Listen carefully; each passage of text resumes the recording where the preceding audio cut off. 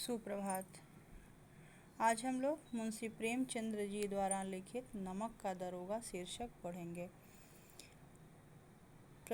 प्रस्तुत कहानी नमक का दारोगा मुंशी प्रेमचंद्र की बहुचर्चित कहानियों में से एक है। यानी कि मुंशी प्रेमचंद्र द्वारा लिखित नमक का दरोगा बहुत ही प्रसिद्ध कहानी है। इस कहानी में अंग्रेज़ों के शासन के समय की सामाजिक, प्रशासनिक तथा न्यायिक व्यवस्था में व्याप्त भ्रष्टाचार को साहसिक तरीके से प्रस्तुत किया गया है। प्रस्तुत कहानी में आदर्शोन्मुखी यथार्थवादी है। इस कहानी के अंतिम प्रसंग में सत्य तथा धर्म का प्रतीक अभिमन्यु सा निहत्था नायक धन के अभिमान को कुचलकर सम्मानित स्थान प्राप्त करता है। लेखक कहते हैं कि जब नमक का विभाग बना तो वह भी चोरी छिपे छल बल का केंद्र बनने लगा। पटवारी, वकील तथा कर्मचारी सभी इस विभाग में लगना चाहते थे, चाहे काम चौकीदार का ही क्यों न हो। अंग्रेज़ों का ज़माना था तथा कविगण श्रृंगार रस तथा प्रेम रस के द्वारा सर्वोच्च पद प्राप्त करने लगे थे, जिसमें फारसीदा कवि प्रमुख थे। वंशीधर भी इन्हें ही अमेरिका के आविष्कारों से भी ज़्यादा सम्मान देते थे। इन्हें आँखों में सजोए जब नौकरी की तलाश में निकले तो पिता ने व्यवहारिक ज्ञान देते हुए कहा कि नौकरी लगे तो ओहदे से ज़्यादा इस बात का ख्याल रखना कि जो भी नौकरी करो उसमें ऊपरी आय जरूर हो, क्योंकि ऊपरी आय में ही बरकत करने वाला दैवीय आय होता है। परिवार की हालत की दुहाई देते हुए उन्होंने बंशीधर को समझाते हुए विदा किया। बंशीधर अपने मूल आदर्शों नेकी, ईमानदारी, स्वाभिमान तथा स्वावलंबन को शक्ति बना नौकरी की तलाश में गया और जाते ही उसे नमक विभाग में दारोगा का ओहदा मिल गया। पिता फूला न समाया तथा पड़ोसी उसे सहन नहीं कर पा रहे थे। यानी कि बंशीधर ने जैसे ही घर छोड़ा उन्हें दारोगा पद पर नौकरी मिल गई। फिर आगे 6 महीने के अंदर ही बंशीधर ने अपने गुणों से सबका दिल जीत लिया।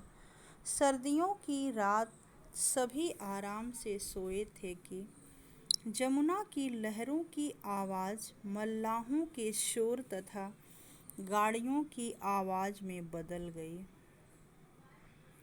दारोगा एकदम से उठा। उसने अपनी बंदूक उठाई और संदिग्ध स्थल की ओर घोड़े पर बैठकर चल दिया।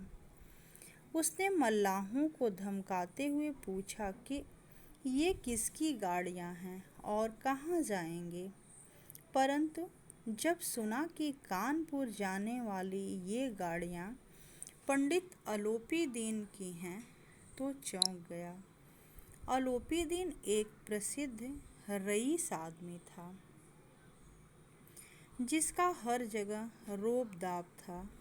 दारोगा ने फिर सवाल किया कि इनमें क्या लदा है, पर जवाब देने की हिम्मत किसी की नहीं थी। उन्हें चुपचाप देख दारोगा ने खुद ही गाड़ियों में लदे बोरे को टटोला तो पता चला कि नमक के भरे बोरे हैं। यानी कि बताने की किसी की हिम्मत नहीं पड़ी तो दारोगा ने बंशीधर ने क्या किया कि खुद उसके बोरे को टटोला और पता चला कि इन सारे बोरे में नमक भरा है। फिर गाड़ी वालों ने मीठी नींद में उगते पंडित आलोपी दिन को जगाकर सारी बात बताई। पंडित अपने धन की शक्ति पर बड़ा घमंड था उसको। उसकी सोच थी कि धन के आगे सबका सिर झुक जाता है। उसने चतुराई से चापलूसी करते हुए जब गाड़ियों को रोकने का कारण पूछा तो दारोगा ने बताया कि सरकारी हुक्म के कारण उसने इन्हें रोक लिया है। पंडित ने रिश्वत देने के अंदाज में हंसते हुए माफ़ी मांगी कि दारोगा जो घाट का देवता है उसे उसने कुछ भी नहीं दिया। परंतु दारोगा को उसकी बातों पर बड़ा गुस्सा आया और उसने जमादार को पंडित को गिरफ्तार करने का फरमान सुना दिया। यह पहला अवसर था जब पंडित के घमंड को करारा झटका लगा था।